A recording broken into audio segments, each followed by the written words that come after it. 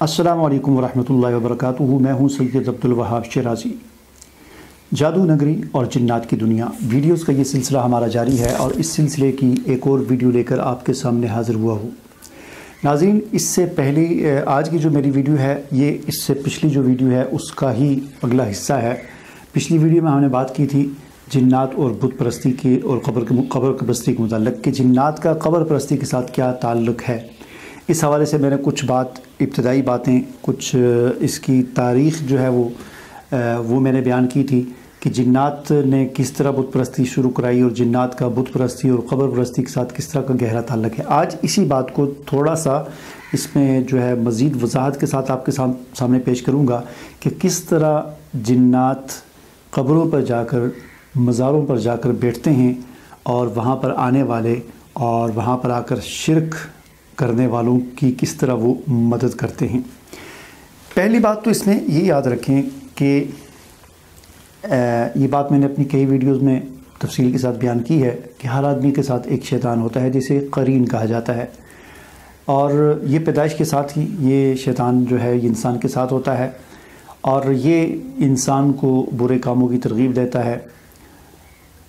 और हुज़ूर सल्लल्लाहु अलैहि वसल्लम ने इस बात की ख़बर दी थी और आप सल्लल्लाहु अलैहि वसल्लम से सहाबा किराम ने पूछा कि आपके साथ भी है, तो आपने फरमाया हाँ मेरे साथ भी है, लेकिन मैंने उसे मुसलमान कर दिया है। बहरहाल अर्ज़ करने का मकसद ये है कि ये शैतान जिसे करीन कहा जाता है ये सारी ज़िंदगी इंसान के साथ रहता है, हत्ता कि जब इंसान मर जाता है तो उसके बाद भी ये जो है बाकी रहता है।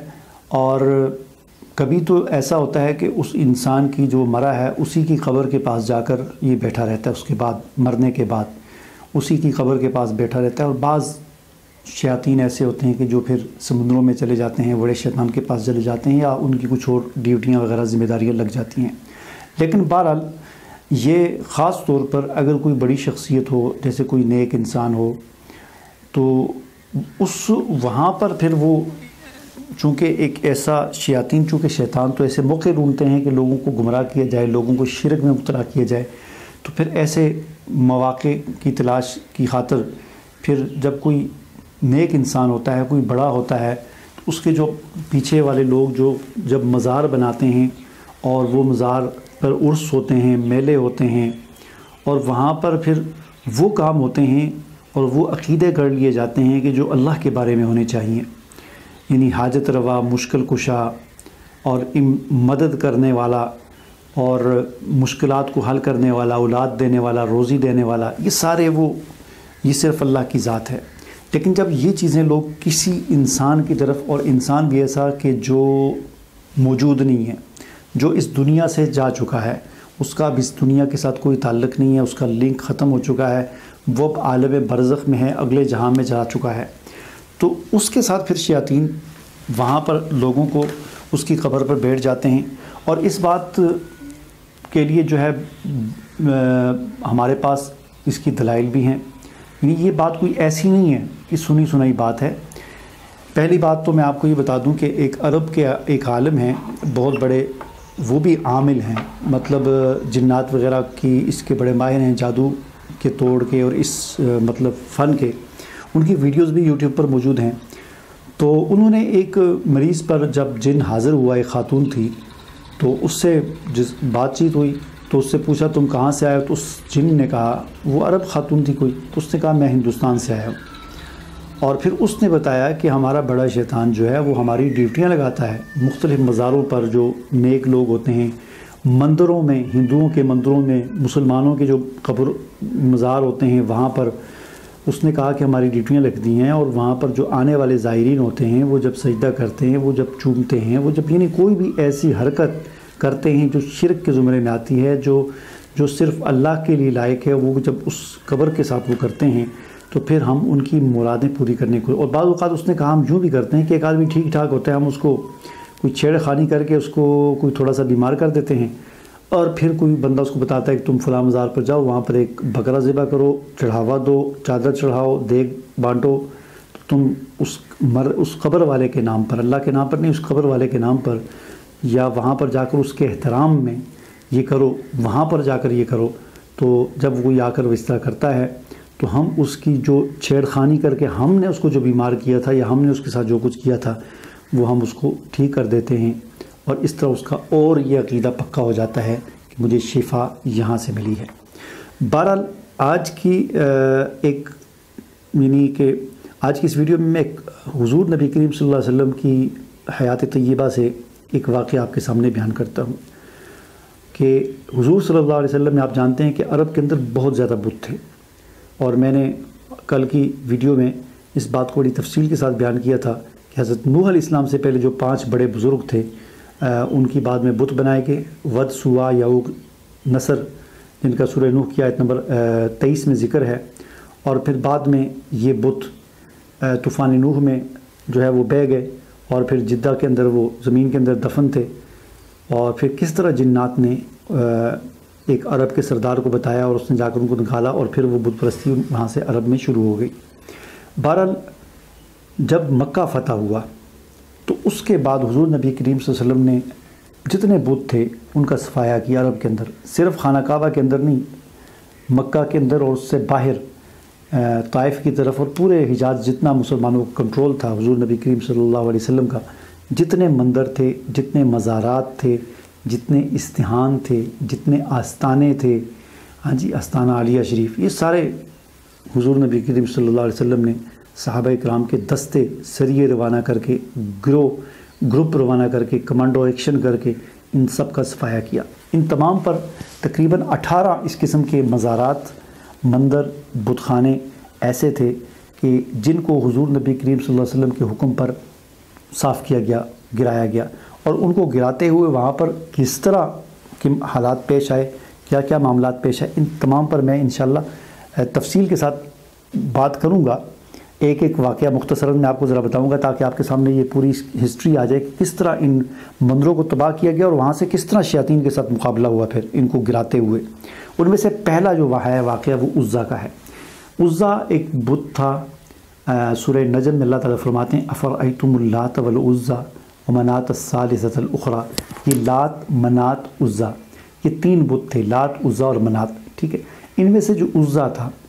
یہ فتح مکہ کے بعد حضور نبی کریم صلی اللہ علیہ وسلم نے تقریباً 20 یا 30 صحابہ کرام کا ایک جو ہے وہ کمانڈو ایکشن کرنے کے لیے گروپ بنایا، اور اس کے سربراہ بنایا خالد بن ولید رضی اللہ تعالیٰ عنہ کو، اور ان کو حکم دیا کہ تم جاؤ اور جا کر عزا کا جو وہ بنا ہوا ہے، قبہ بنا ہوا ہے، وہاں پر کچھ ببول کے درخت تھے، وہاں پر قبہ بنا ہوا تھا، مجاور وہاں بیٹھے ہوئے تھے، اور لوگ جاتے تھے، چڑھاوے دیتے تھے، جانور ذبح کرتے تھے، ٹاکیاں وہاں جا کر باندھتے تھے، چادریں چڑھاتے تھے، پھول چڑھاتے تھے، وہاں پر جا کر نظریں مانتے تھے، سجدے ہوتے تھے، اپنی حاجت روائی کی جاتی تھی، مشکل کشائی جاتی تھی، کسی کو اولاد نہیں ہے تو وہ وہاں جا کر مانگتا تھا، کسی کا بیٹا نہیں ہے تو وہ عورتیں وہاں پر جاتی تھیں، یعنی وہی سب کچھ ہوتا تھا جو آج ہمارے مزاروں پر علی حجویری رحمۃ اللہ علیہ، شہباز قلندر، یہ پاک پتن، وہ اجمیر شریف، معین الدین چشتی، بالغرض جتنے بھی ہمارے پاکستان، ہندوستان وغیرہ میں جتنے اولیاء کرام کے مزارات پر جو کچھ ہو رہا ہے یہ سب کچھ وہاں پر ہوتا تھا۔ حضور نبی کریم صلی اللہ علیہ وسلم نے خالد بن ولید رضی اللہ تعالیٰ عنہ کی سرکردگی میں 20 یا 30 صحابہ کرام کا ایک لشکر بھیجا، یہ گئے اور جا کر انہوں نے وہاں پر حملہ کیا۔ مجاور بڑا چیخیں مارتا رہا کہ یہ ہو جائے گا، وہ ہو جائے گا، یہاں پر بڑے جو ہے نا وہ جس طرح وہ آپ سنتے ہوں گے ویڈیوز میں، وہ ایک صاحب ہے مری کے، کہتے رہتے ہیں دیکھو ادھر کتنے جن ہیں، تمہیں کتنے نظر آ رہے ہیں، تو وہ پھر آگے سے لوگ کہتے ہیں جی وہ جو بٹھایا ہوتا ہے اس پہ جو اپنا جن مسلط کیا ہوتا ہے وہ کہتا ہے جن مجھے نظر آ رہے ہیں، وہ خود حالانکہ جن ہی بول رہا ہوتا ہے اسی کا اپنا۔ تو وہاں پر بھی یہی چکر ہوا۔ خالد بن ولید رضی اللہ تعالیٰ عنہ جب لے کر گئے تو وہ جو مجاور بیٹھا ہوا تو اس نے بڑا ڈرایا خالد بن ولید کہ یہ ہو جائے گا، وہ ہو جائے گا، مار دے گا تمہیں، یہ بڑا ولی ہے اللہ کا۔ بہرحال خالد بن ولید رضی اللہ تعالیٰ عنہ چونکہ سیف اللہ تھے، اور پھر بھیجا کس نے تھا؟ امام الانبیاء حضرت محمد مصطفیٰ صلی اللہ علیہ وسلم نے، تو ان کو کیا ڈر لگنا تھا؟ جو اللہ سے ڈرتے ہیں وہ کسی سے نہیں ڈرتے۔ جا کر انہوں نے تیز نیز کر دیا سب کچھ، سارا قبہ مزار جو ہے وہ ڈھا دیا، درخت جو تھے وہ جڑوں سے کاٹ کے رکھ دیے، جن کی ٹہنیوں کے ساتھ جا کر لوگ ٹاکیاں باندھتے تھے، رنگ برنگے کپڑے باندھتے تھے، اور بڑا عقیدت تھی لوگوں کی، کاٹ دیے سارے درخت جا کر، اور سارا وہ سب کچھ گرا کر بالکل ملیا میٹ کر کے، جس طرح وہ سمجھ لیں آج کل کے اسلام کہتے ہیں بلڈوزر پھیر دیا سارا وہاں پر، اور پھر وہاں سے واپس آئے۔ آئے اور حضور نبی کریم صلی اللہ علیہ وسلم کو بتایا کہ یا رسول اللہ، ہم نے آپ کے ارشاد کے مطابق اپنی جو کارروائی ہے، کمانڈو ایکشن ہے، وہ کر کے ہم واپس آ گئے۔ تو حضور نبی کریم صلی اللہ علیہ وسلم نے فرمایا کہ وہاں پر تم نے کچھ دیکھا؟ تو خالد بن ولید رضی اللہ تعالیٰ عنہ فرمانے لگے کہ کیا چیز یا رسول اللہ، بس ہم نے تو بس وہ درخت تھے وہ کاٹ دیے، وہ جو قبہ بنا ہوا تھا وہ گرا دیا، سب کچھ ملیا میٹ کر کے صفائی کر کے ہم آ گئے۔ تو حضور صلی اللہ علیہ وسلم نے فرمایا کہ نہیں، عزا کو بھی تم نے نہیں ختم کیا، جاؤ اور وہاں پر جا کر دیکھو، عزا بھی وہیں پر موجود ہے۔ چنانچہ خالد بن ولید رضی اللہ تعالیٰ عنہ بڑے ہی جیسے ہوتا ہے نا جذبات میں اور غصے میں ننگی تلوار لیے ہوئے ایسے واپس آئے، گھوڑے پہ بیٹھے اور گھوڑا دوڑا کر پہنچے وہاں پر۔ یہ جگہ تھی طائف اور مکہ کے درمیان میں، وادی نخلہ جو تھی اس کے قریب کہیں کوئی جگہ تھی۔ تو ایسے سرپٹ گھوڑا دوڑاتے ہوئے وہاں پر پہنچے، تلوار نکالی، اور اب وہاں پر انہوں نے دیکھا کہ اسی جگہ پر جہاں پر وہ قبہ تھا، درخت جو وغیرہ سب گرائے تھے، وہاں پر انہوں نے دیکھا کہ عورت بیٹھی ہوئی ہے، ننگی عورت ہے، بال اس کے بڑے بڑے لمبے بال ہیں، بکھرے ہوئے بال ہیں، اور ایسے وہ چڑیل جیسے کہتے ہیں نا، جسے آج کل کی زبان میں چڑیل کہتے ہیں، یا یہ ہزارہ وغیرہ کی زبان میں پڑلی جیسے کہتے ہیں، پڑلی، تو وہ وہاں پر ایسے بیٹھی ہوئی تھی اور ایسے ویسے ڈرا رہی تھی۔ تو خالد بن ولید رضی اللہ تعالیٰ عنہ گئے اور تلوار نکالی، اور اس کا مجاور نے بڑی چیخیں ماری کہ اس کو نہیں مار سکتے، تمہیں یہ مار دے گی، یہ وہ۔ انہوں نے ماری اور گردن اڑا دی اس کی، اور ٹکڑے ٹکڑے کر کے اس کو بالکل ختم کر دیا، اور آ کر حضور علیہ السلام کو اطلاع دی۔ تو حضور علیہ السلام نے فرمایا اب تم نے اس عزا کو میں ختم کیا۔ تو یہ کیا تھا؟ یہ اصل میں وہ شیطانیہ عورت بیٹھی ہوئی تھی، چڑیل شیطان عورت وہاں پر بیٹھی ہوئی تھی۔ لوگ آتے تھے اس کو سجدے کرتے تھے، لوگ سمجھتے تھے کہ پتہ نہیں یہاں پر کوئی اللہ کا ولی ہے، یہاں پر پتہ نہیں کیا ہے، ہماری حاجتیں پوری ہوتی ہیں، مرادیں پوری ہوتی ہیں، ہماری مشکلات حل ہوتی ہیں۔ تو وہ وہاں پر شیطان عورت بیٹھی ہوئی تھی، لوگ اس کی جا کے پوجا کرتے تھے، اور اس کے آگے شیاطین وغیرہ لوگوں کے کچھ مسئلے حل کر دیتے تھے، کسی کا نہیں بھی حل ہوتا تھا، تو لوگ بڑے خوش تھے۔ تو آج بھی مزاروں پر یہی کچھ ہو رہا ہے، شیاطین بیٹھے ہوئے ہیں۔ اللہ کے جو ولی تھے انہوں نے اپنا کام کیا، 90 لاکھ لوگوں کو کلمہ طیبہ پڑھا کر، ہندوؤں کو، وہ اپنا کام کر کے اس دنیا سے چلے گئے، سرخرو ہو گئے، جنت میں اعلیٰ مقام پا لیا۔ پیچھے سے اب لوگوں نے وہاں پر شیاطین آ کر بیٹھ کے، وہ قرین جو تھے، شیاطین جو تھے مرنے والوں کے، انہوں نے اپنی پوجا کرانا شروع کر دی، لوگوں کے کچھ مسائل بھی حل کر۔ تو یہ کہانی ہوتی ہے مزارات پر اور آستانوں پر اور ایسی جگہوں پر۔ یہ تو آج میں نے آپ کو ایک واقعہ سنایا ہے عزا کا، لات کے ساتھ کیا ہوا، منات کے ساتھ کیا ہوا، اور نائلہ کے ساتھ کیا ہوا، اور دیگر جو 17 بت خانے، مندر، آستانے جو تھے ان کو کیسے گرایا گیا حضور نبی کریم صلی اللہ علیہ وسلم کے حکم پر، یہ میں انشاءاللہ اگلی ویڈیو میں آپ سے بات کروں گا۔ مجھے اجازت دیجیے، اللہ حافظ۔